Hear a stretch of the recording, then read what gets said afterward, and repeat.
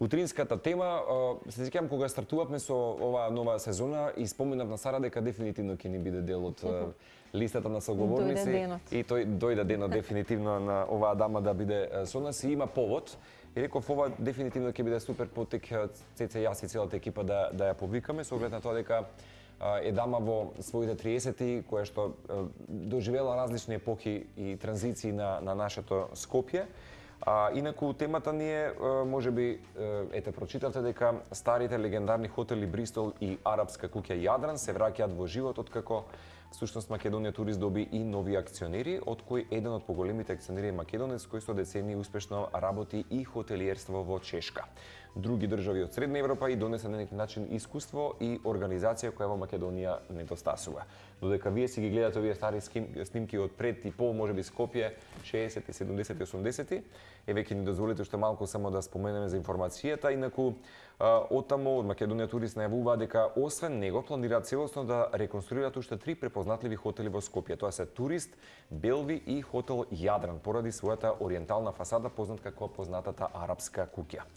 Така што пред месец и половина беше објавен јавен повик за прибирање понуди за изработка на идеен проект, основен проект конкретно за сите фази, како и проект за интериерно уредување на овие 3 хотели на кои што се повикуваат да се достават понуди сите овластени проектантски бироа најдосна до 17 минатиот месец. Инаку, изборот бил направен почитувајќи го принципот на најдобар сооднос помеѓу времето потребна за изработка на проектот, цената на негово чинење, како и референтната листа, портфолио, нели, ќе потсетиме, тоа биле критериумите секако за изработка на проекти од ваков тип на дејност, како параметри можеби за еднакво значење при изборот. Сега сите овие хотели за жал во минатото нели и беа затворени, повторно отворени, запуштени, меѓутоа Македонија Турист и некои други немаа можеби интерес да ги возобноват, затоа што сепак се работи за прилично поскапа инвестиција, сепак се тоа и габаритни, убави проекти, на кои што некако се сеќаваме во едно убаво руво, за да повторно се врати можеби во игра и таа естетика убава, претпоставам дека инвестицијата е прилично скапа. Така што Сара денес ни е во нашето студио, Сара Симовска, архитектка со магистерски студии на Политехнико ди Милано, која инаку преку својата работа и платформа, можеби го забележувате подкастот на Мелем Скопје, всушност создава простор за креативност, дискусии и нови идеи, секој пат би рекол за архитектурата, за дизајнот, урбанизмот во нашиот град и така натаму. И вистина мислам дека ќе биде вака еден инспиративен разговор. Сара, добре ни дојде. Од овој аспект ти ќе ни бидеш соговорникот. Иако си многу вешта и во тоа како знаеш да го модерираш со разговорот, особено кога стана збор за темите за од твојата област. Па да, јас сакам да се задржам до моите теми, мислам дека треба да се задржиме до некои теми во кои што сме посветиле време, сме се доцирале, имаме некое искуство. Сара, ти си родена во Скопје, така? И вака ќе започнам со многу луѓе кои што се нели тука родени, многу го сакаат Скопје. И каде и да одат, велат, нели, сакам да си се вратам дома. Во крв ни е, така. Но Скопје трпи многу промени низ годиниве. Јас сега ќе те навратам и во овие снимки што ги погледнавме, ќе те навратам на твоето детство. Би сакала да ни раскажеш каде си родена, во кое мало и колку тоа мало од тогаш до денес има некаква промена и дали ти се допаѓаат тие промени генерално или ги паметиш тие можеби невини безгрижни детски денови на едно поинакво место? 90-тите. Да, па јас сум родена 92-а во Карпош, во државна, меѓутоа. Во кој Карпош? Во Карпош 1, на граница со Карпош 2, кулата на ќошот кај Паркче. После Симпо, меѓутоа моите баба и дедо, едните од едната страна пред зиметросот живееле на улица Македонија, баш во близина кај Бристол, а другите во Пајко Мало, тоа е кај Музичкото. И мислам дека моето искуство за Скопје не е само мое, него и наследено од муабети што ми раскажувале по дома, слики, така што се осеќам. Овие видеа што ги покажавте се предходно, веројатно од 70-тите, со нека аналогна камера. Меѓутоа, чувствувам дека тие се некако во мојата меморија, раскажана меморија за градот. Така што сакав да кажам нешто пред да раскажам за моето мало, сакав да кажам нешто за улица Македонија приказна што многу малку луѓе ја знаат, како настанала улица Македонија. Тоа ти е од наследство од баба и дедо, раскажувано? Па и од наследство, да, и доста се учи тоа на архитектонски факултети. Сметам дека повеќе треба да се учи на другите факултети, историјата на градот. Мислам дека многу е малку. Треба секој да знае. Така е, да. Мислам дека уште од градинка треба децата да знаат за градот. Значи, градот нели бил старата турска чаршија и се направила железничката станица, музеот на град Скопје, кој што имала за цел да го поврза градот со Дубровник и Солун.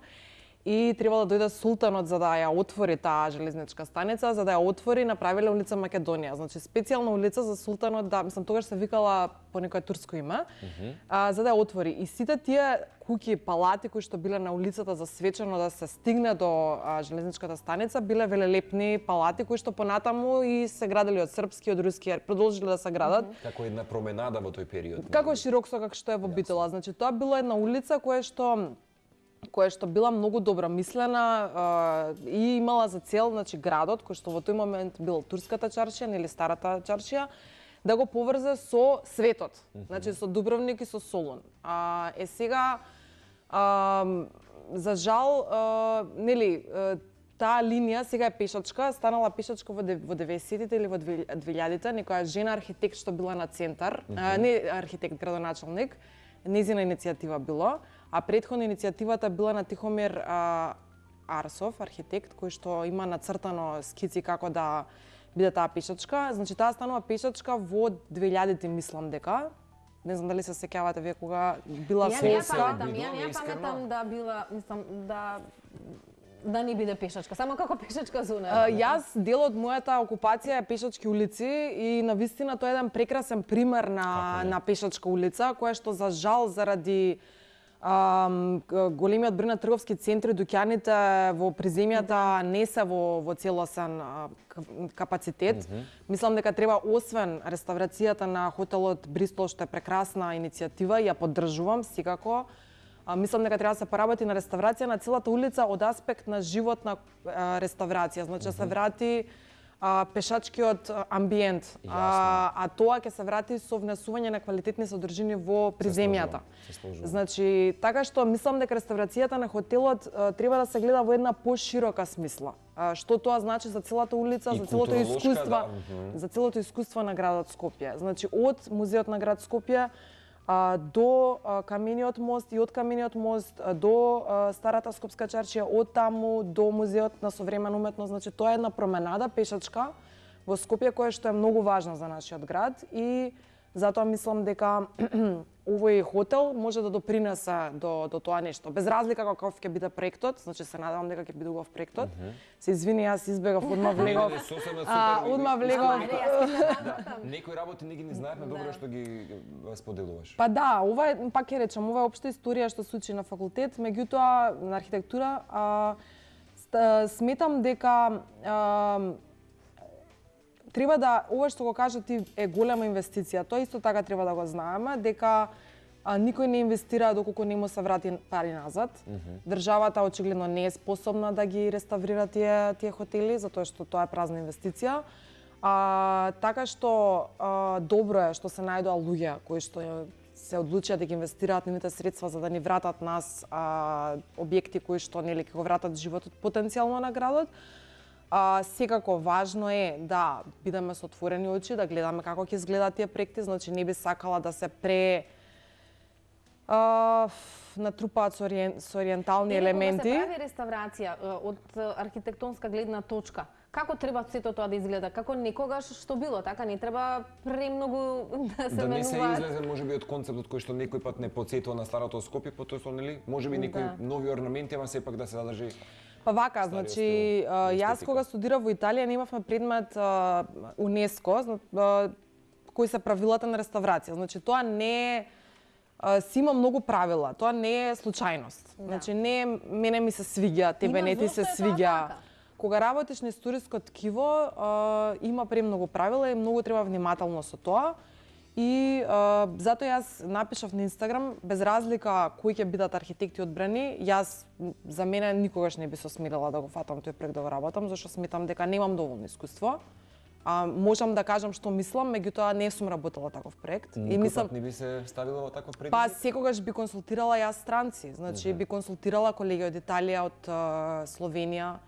Токму поради турското ткиво што велиш? Па не само турско, конкретно за Бристол не, нели, тоа е веќе нели, почнавме со улица Македонија, меѓутоа мислам тоа дека се српски или руски архитекти, Артемушкин, мислам дека или не сум сигурна. Тоа треба да ме поправат колегите. Меѓутоа, сакам да кажам дека треба малку да се излезе од егото дека ние дојдовме сега, го купивме проектот, хотелот и ние сме сега архитектите што не одбра и ние сега тука ќе се изразиме креативно и ќе го покажеме. Значи ова не е таков проект. Овој проект е во евалуација на што е битно, и многу сензитивен. Многу сензитивен проект. Јас од што видов некои фотографии, таму има стари тањери, таму има стари сијалици кои што се правени во стакларница Скопје, која што не постои. Тие стари сијалици во еден друг хотел, тука кај форум. Конкретно за хотел Бристол Сара? Да, има такви. Мислам, вака од фотографиите што ги видов, можам да забележам. Има огради со ковано железо, така што и тие јас би ги зачувала се, например, може некој архитект ќе дојде и рече, ова стара ограда, ќе ја фрлиме. Значи, таква ограда од ковано железо денеска никој нема да направи. Јас би играла со светло, би играла со минимални материјали, квалитетен мебел, меѓутоа сепак сметам дека треба да се консултира некој од странство, најблиску Словенија, затоа што они имаат искуство со такви реставрации, да помогне, да биде консултант. Секако проектот може да го изработат наши архитекти, меѓутоа сметам дека треба да се консултираат експерти, затоа што сметам дека во Македонија нема таков експерт. Јас барем колку што познавам, доколку има јас се извинувам, меѓутоа архитект кој што направил таков проект, јас да го видам и да речам браво за реставрацијата, не сум видела. Не сум видела. Поучено од искуството, многу ретко можеби ги наследството го негуваме во случајот, нели, да речеме и вакви орнаменти кои што будат емоции, посебно кај стари скопјани, па и новите. Сепак сме ние некаков нели мост помеѓу едната и другата генерација нова. И поучено од искуството чинам дека како да сакаме да ги игнорираме и елиминираме сите стари работи за да доживееме некаква нова табула раса и во архитектурата, па практично да ги занемариме некои тие стари мириси и емоции кои што датираат од времето. Да речеме сепак се ова, како рековме, објекти каде што моите родители по Корзо, арапска куќа била задолжително место. И тоа претпоставам дека е особена емоција кај многу скопјани кои што нели давале пулс и имало некаква нели посебна езотерија во кај Јадран сквер сега и така натаму. Па видете, ние имаме толку слоевит град, значи еве јас стално се фасцинирам на старата турска чаршија, колку е прекрасна. За жал исто и таму, например, секој си прави што сака и тоа според мене не би требало да биде така. Се, например, баш видов еден стар објект во старата чаршија, некој решил дека треба да изгледа како кубански стил, кога ти имаш таа прекрасна отоманска историја, сега ти најнаш кубански елементи ставаш, зошто? Така исто и за арапскава куќа која што ерменци... Збориме негде сега во сокаците? Да, како портокалова скроз направена како да си во Куба, значи скроз, мислам, зошто? Зошто бегаш толку од своето? Зошто се плашиш од своето? Мислам, така што еве и арапската куќа прекрасна, мислам, вакво нешто прекрасно дело. Мислам, што сега јас ќе дојдам кај архитекти тука ќе додавам. Едноставно се знае, треба да се санира, да се стави убаво осветлување, што е минимално да се пипне и да се интервенира. И да остане автентично како што некогаш било. Да, значи без премногу егото да доминира. Дали си скептична, искрено те прашувам сега? Не сум скептична. Не сум скептична затоа што мислам дека особено што имаме нашава страна Мелеем, знаат дека пратиме, знаат дека гледаме и мислам дека и инвеститорите веќе сакаат да доаѓаат нови генерации инвеститори кои што се поедуцирани, понашетани, мислам дека они сакаат да направат нешто добро. Така што мислам дека ако ги држиме под лупа, мислам дека ќе внимаваат и мислам дека никој не сака да уништи нешто. Едноставно се уништуваат работи од незнаење, не од сакање да се уништи, него едноставно немање доволно знаење и консултација со вистинските луѓе. Сара прималку спомена, државата нема некој интерес бидејќи тоа е празна инвестиција. Така некако кажа. Меѓутоа, твоето искуство и во Милано и во сите оние патувања приватни или професионални кои што си ги имала по други градови, можеш да направиш на некој начин паралела и да споменеме колку реставрирањето на вакви објекти во други градови во Европа или во светот може само позитивно да влијаат на градот, на државата во поглед на привлекување на туристи. Можеме ли да направиме некоја паралела па од тој аспект да на некој начин укажеме дека не е тоа, нели, до толку празна инвестиција на долг рок кога би се гледало, затоа што може да биде дел од убавата приказна за Скопје кога доаѓаат туристите и нели кога им се продава нешто на истите, кога им се нуди. Види, јас најмногу можам да зборувам за Италија, затоа што таму најмногу време сум поминала, а во Италија ниту еден објект не се реставрира државата. Добро. Сите се од приватна инвестиција. Сите, значи, пример, баш кога бев во Рим пред некоја година, Булгари пишува, ја реставрира фонтаната Ди Треви.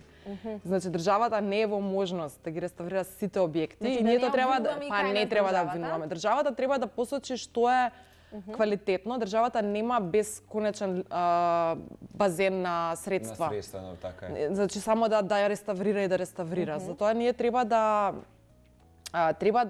јас затоа се радувам што мора приватните инвеститори да помогнат. Мора државата, значи институциите на државата да препознаат, да кажат што е културно наследство и тука да се вклучат приватните инвеститори, бизнисите и да помогнат. Значи бараме општествено одговорни компании кои што ќе можат дел од средствата да ги насочат кон придонесување за општо добро во градот. Тоа е единствената иднина и сегашност што треба да се случува на Скопје. Не можеме само да плачеме држава. Тоа е добар пример во Европа, што треба да го следиме. Тоа е така се случуваат реставрациите во цел, мислам, буџети кои што се комбинирани, дел е државата, 15% државата, толку посто како што овде спомнавте акционери, претпоставам дека се повеќе инвеститори, не ја знам финансиската конструкција. Меѓутоа, на пример, кога се читате во Италија, ако малку забележите, сите табли пишува кои инвеститори, многу често ги пишува дека се тоа брендови, дека пример Елката во Милано е од Сваровски донација. И јас затоа ние објавивме и Елка во Скопје, напишавме донација од приватни инвеститори. Значи, едноставно треба да приватните фирми, што прават огромни профити, да помогнат за изгледот и за не само за изгледот, него за функционирањето на нашиот град. Меѓутоа во консултации, да не биде сега еден Така, меѓутоа сепак кој што нема да се знае што. Затоа сепак верувам повеќе во приватните фирми, затоа што они се грижат и за својот имидж и затоа што ако на пример излезе дека што направил овој и он нема да му одговара или она, не знаеме кој нели инвеститорот. Така што јас повеќе се радувам на такви инвестиции затоа што они се повнимателни да направат проект кој што би имал добар фидбек, затоа што од тоа им зависат нели нивните бизниси, не знам. Така е, апсолутно. Вчера со наш колега Наум бевме нели да снимаме во друг дел од градот, поточно во Киселавода и го искоментиравме во нашето возило на Телма, бидејќи имаше мал метеж тука нели баш кај рекорд. И гледам лево десно, нели, и си баш го коментиравме колку би сакале Скопје да ја доживее таа пешачка зона, да речеме тука од Палома Бјанка па се до можеби до Собранието, да биде баш цела пешачка зона. Мислам, знам дека тоа ќе биде дополнително прекинување на сообраќајниот крвоток, меѓутоа нели од аспект затоа што е најзначајна централна точка на Скопје и забележувам Сара десно, го гледам театар за деца и младенци во тажно руво. Од лево десно, нели тоа што во неверојатна експанзија се кладилниците и спортски обложувалници, тоа не сакам да го коментирам. Меѓутоа, како денес искрено го доживуваш Скопје? Што веднаш би променила без око да те трепне доколку го имаш кормилото за промена вака со магично стапче? Супер се овие да речам реставрации. Јас ќе речам, сепак јас го сакам мојот град и со сите проблеми. Јас сметам дека треба да се стави повеќе акцент на пешачки улици, тоа ќе помогне многу. Нели имавме ние иницијатива да се направи на пешачка улица од почетокот кај што е Грчка амбасада до поред Грчка амбасада внатре, не знам тоа дали го пропрати, имавме некој конкурс за пешачки улици. Така што збориме кај Буњаковец тука? Да, позади порта Буњаковец, да. Така што сметам дека еве и го поздравувам ова со мерење на возилата и на брзините, значи апсолутно сметам дека тоа е насоката во која што треба да се движи. Мислам не може баш имав странци на гости вика бешуева крст на булеваров овде, онде крст на булеваров, вика што се случува кај вас на булевариве, значи секој второ вид ние веќе сме си навикнати дека поминуваш и не знаеш дали ќе стигнеш до крајот на пешачкиот, мислам. Така што мислам дека тоа треба да се подитно да си влезе во сила тоа со мерење на брзини и да се направат повеќе пешачки зони каде што не можеш ти да стигнеш со возило и луѓето да си возат велосипед, како јас и ти што си возиме велосипед, да се возат со автобус. Нормално треба нови автобуси, посовремени автобуси, почисти автобуси, други типови на транспорт, не знам, БРТ или што и да биде како супститут, така е? Тоа што ќе си кажат експертите за транспорт, јас не сум експерт за транспорт, има други експерти, меѓутоа сметам дека тоа е насоката во која што треба да се движи. Би сакала Скопје да го доживееш така пешачка зона, како се кажа, тој дел?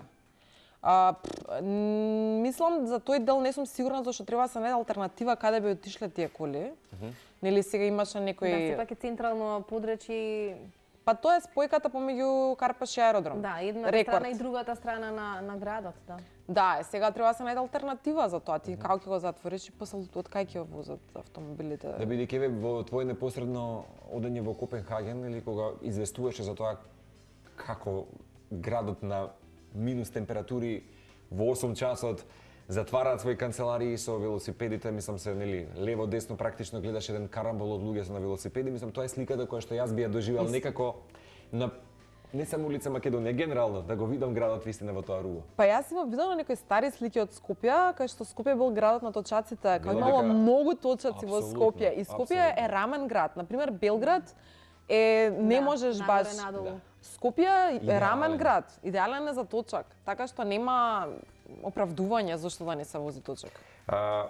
Сакам да те прашам, кој може би ти е идеален период на Скопје како една епока, бидејќи кога говориме сега нели за некој антички период, затоа што јас и ти нели споменавме вчера во интервјуто, по телефонски разговор за интервјуто, колку архитектурата и урбанизмот од античкиот Скопје го обликуваат според тебе денешниот можеби град и дали постојат археолошки и архитектонски елементи кои може да се интегрираат да речеме сега во современиот дизајн? Па вака, јас мислам дека Скопје за жал е тука пред нас, еве од другата страна на реката Вардар. И никој не обрнува внимание на Скопје, никој нема дојави да го реставрира. Повторно тоа е скапа инвестиција, сигурно би требало да се бараат средства од Европска унија или од некакви поголеми, зашто тоа е европско наследство. Така. А не е само македонско, меѓутоа мислам дека тоа да го реставрираме, тоа ќе биде едно прекрасно место и за летни настани, нели на амфитеатарот како во Битола што си прават во Хераклеа. Тука е многу блиску со пешачки мост, сите ќе можеме да одиме и така натаму. Мислам дека значи Скопје подитно треба да се стави приоритет да се реставрира и да се врати во функција. Исто така и Калето, значи после Скопје римскиот град доаѓа византискиот град, тоа е Јустинијана Прима Калето. Значи повторно велам странци ве шетаат и стигнаа на Калето, зашто секој странец оди првен на тврдината. Да. Вика зошто е затворено Калето, како може да е затворено Калето, не можеме да влеземе, кај да купиме карти. Така што Калето подитно мора да се стави во функција, да биде активно. Тоа мора да биде приказна која што постојано ќе го продава Скопје вистински. Да. Па потоа одиме Отоманскиот град, па потоа одиме овој нели пред Југославија градот, пред земјотресот, па потоа одиме брутализмот, па потоа одиме транзицијскиот град и така натаму. Така што мислам дека Скопје секогаш кога се раскажува за Скопје се зема само еден дел, брутализмот. Ама брутализмот не може да биде брутализам без Отоманскиот град, Отоманскиот град без Византискиот град, Византискиот без Римскиот град. Тој како една верига, така. Да, и овие слики за музеј на град Скопје баш бев пред некој ден и таму, значи фалат, тука нема за Кале, во музеј на град Скопје нема ништо за Калето, нема ништо за Римскиот град. Има за едни скопени доле таму за мајката, ама тоа е тумба маџари, тоа е преисториски период. Така што фалат дупки во раскажување на историјата за градот. И во самиот музеј кој ќе отидеш, нема ништо за Калето, во музеј на град Скопје. Така што мислам дека треба подетално да се работи на прераскажување на нашата вистинска приказна за градот, која што е преслоевита и голема и стварно треба да сме горди на нашиот град. И тоа да продолжиме да го прераскажуваме преку сите наши медиуми, социјални медиуми, телевизии, книги, така натаму, за деца книги. Именно. Да. Спомена дека студиите ги поминуваш во Италија, така? Магистерските студии. Магистерските студии. Предпоставам дека имаш од таму пријатели кои што можеби дошле во Скопје. Ме интересира, не мора да се од таму, од странство, како реагираат луѓето кога ќе дојдат тука? Верувам дека и за нив можеби е идејата да се посети калето, а калето не е функционално, но прашањето ми е како реагираат еве твоите пријатели од странство кога ќе дојдат тука и што е она што ти сакаш веднаш да им го посочиш, прикажеш, да ги прошаташ? Верувам скопската, односно турската чаршија ќе ти биде една на листата? Па они имаат среќа што ми имаат мене како пријател во Скопје, затоа што јас секогаш ќе прикажам најдобро светло. Најуникатното искуство за Скопје. Јас многу пати сум споменал и со колегите во Урбан, викам зашто цара, викам не си и да интегрира во туристичкиот сектор, малку да му даде буст на целиот. Видете, ако ме поканат, секогаш сум тука затоа што јас бесплатно ги објавувам сите информации на Инстаграм. Вистина си добар градски хроничар, ги знае. Па сигурно има подобри од мене, ама знам и кого да прашам ако во случај нешто не знам, така што тоа е многу битно. Али вака, прво ќе ги носам на Арка горе. Добра. Тоа ми е обавезно. Со секој странец што ми доаѓаат многу, што од колеги. Зошто? Заради погледот? Да, значи Арка горе има еден кафич каде што се гледа целата Стара чаршија, се гледа и Битпазар, се гледа и новиот дел и баш онака убаво може да се види Старата чаршија и прекрасно изгледа Старата чаршија таму. Да се пие кафе со поглед? Да, тоа ми е и тука им ги објаснувам. Стариот дел и новиот дел од Скопје. Да, и тука им ги објаснувам периодите обавезно, значи Јустинијана, Отоманскиот град, и објаснувам зашто тоа е исто една лекција на историја за архитектура, дека во Отоманскиот град граделе секогаш џамија, Ан и Амам во тројки, едно до друго. Значи душата, телото да го исчистиш и хотели, се ановите. Така што и околу се дуќаните. Многу интересен урбанизам има Отоманскиот град. Потоа, нели, секако може и музеот на современа уметност е прекрасна локација од кај што може да се обсервира целиот град за да го сватиш контекстот. Затоа што Скопје има, можеби кога ќе влезеш во Скопје е малку хаотично, меѓутоа кога ќе излезеш од Скопје, значи кога ќе се качиш на водно. Оптична перспектива ги гледаш. Да, има некаква логика градот. Значи градот има многу добра инфраструктура благодарение на многу експерти кои што работеле на овој град, странци, многу, нели, после земјотресот тоа е огромен благослов на што ни се случил, што дошле од цел свет луѓе да го отворат градот. Да. Така што Скопје има нека огромна логика во него, инфраструктурна и урбанистичка и така што секогаш бирам неколку такви точки каде што малку од згора ќе го разгледаме, ќе го систематизираме градот и потоа одиме секогаш во некои интересни барови, во кафани, кои што не можат да ги најдат на TripAdvisor или на некои други платформи, затоа што едноставно се no-name места. А се добри. А се најдобри, да. Така што секогаш е комбинација на историско, ама секогаш и нешто да се јаде, да се пие, гастрономијата исто така еден клучен туристички сегмент, нели, во понудата за странците. Да, Сара, дали реновирањето на историски објекти сега апропо темата може да биде прилично едукативно за јавноста денес и за младата генерација и на кој начин можеби архитектурата комуницира со корисникот за историјата можеби на јавното место и би сакала да споминеме бидејќи така миначна тема, нели, за да го спомнеме Скопје, нели, пред и по земјотресот. Вистина ги претрпе тие можеби, нели, значајни промени. Како денешните архитекти вистина може да ја оживеат или зачуваат приказната па и елементите можеби од нашиот град? Искрено не го сватив прашањето. А уште еднашка. Како, всушност по катастрофалниот земјотрес на Скопје, како денешните архитекти може да оживеат или зачуваат елементи од предземјотресниот град некој пат? Не бе споменати сега да речеме за музеј на град Скопје. Добра. не знам дали доволно се продава приказната искрено. Ти велиш, и јас бев на еден настан каде што беше Владко Стефановски и танец и беше се убаво, меѓутоа ми недостасуваа многу елементи. Така. Како ќе се запознаеме? А имаше туристи дојдени од Грција, од Холандија и практично требаше некој да ги модерира, односно да ги сподели некои искуства, како што ти се кажа дека треба да се појде на арка и да се погледа некои работи. Вака, кога бев во Копенхаген пред 2 месеци или 1 месец, имаше еден музеј за данска архитектура и баш беше хронолошки убаво поставено се. Ствари, Копенхаген, човече, е град стар, мислам, многу од скоро време станат познат град. Претходно не бил ништо, бил еден град со циглички.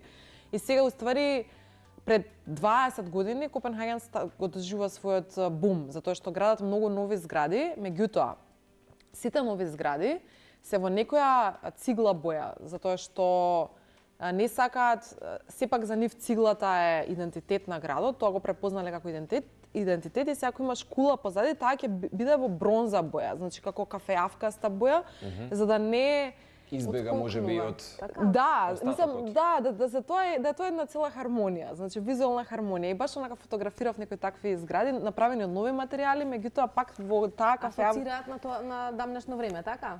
Па не буквално, ама кога вака малце ќе замижиш со очите, гледаш една хармонија. Баш тоа имаше една професорка Наташа Милованчев на архитектура на уметност, она ни викаше секогаш кога гледаш нешто, малце замижи со очите, гледај каква е композицијата, дали има хармонија. И во суштина мислам дека тоа е нешто што на Скопје му недостасува, значи пак ќе речам егото е тука вклучено. Кога сите нешто ново градат, треба да видат дали тоа нешто ќе се вклопи во целата или ќе бидеш само јас дојдов тука, го изградив ова и си отидов и не ме гајле кој бил, кој ќе дојде и така натаму. Има добри примери, имаме едни колеги Брут се викаат, Мето архитектот и другите негови колеги, они на пример се инспирираат од брутализмот и прават некои нови современи згради.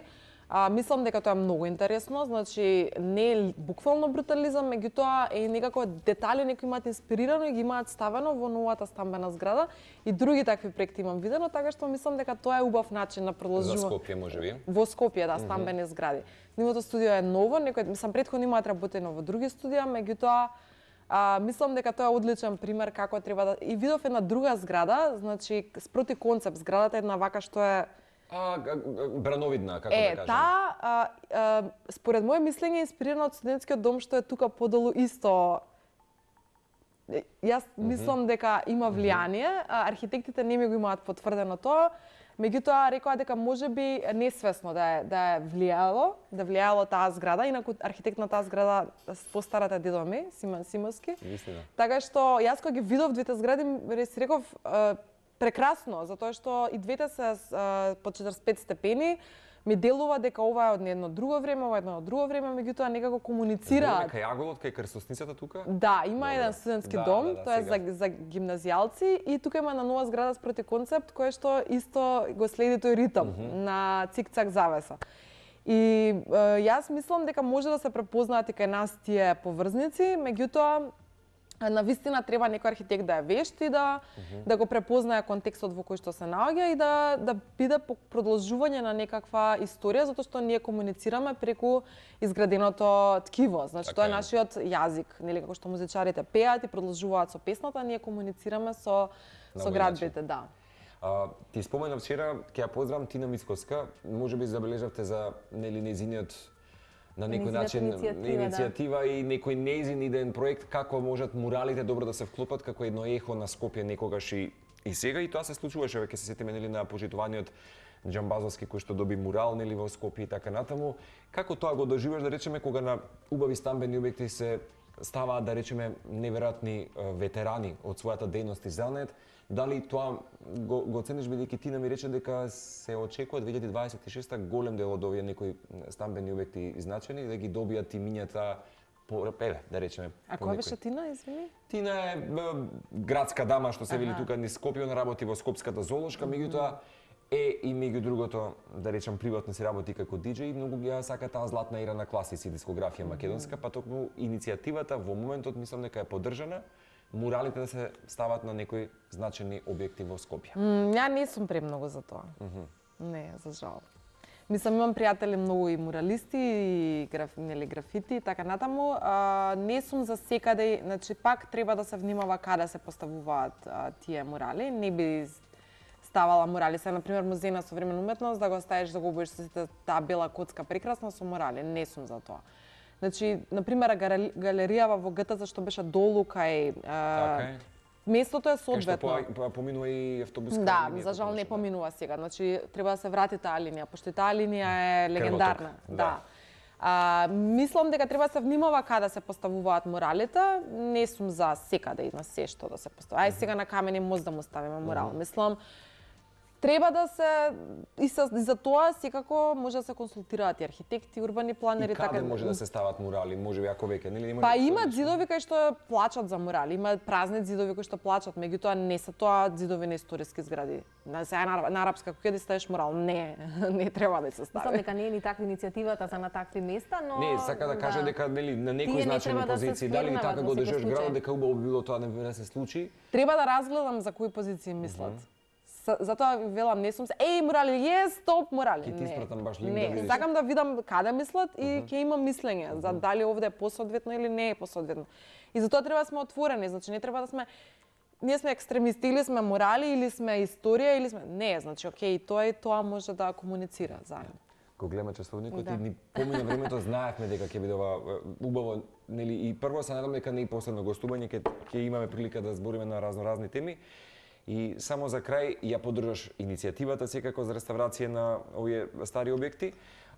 Ти пречи тоа што можеби не беше повикот за сите, можеби други луѓе да бидат потранспарентни, да речеме, како тебе архитекти да вмешаат своји дизајни и така натаму, да понудат своји дизајни? Па да, повикот беше назначен како јавен, меѓутоа не беше доволно јавен затоа што бил по покана на студија кои што задоволуваат некакви критериуми.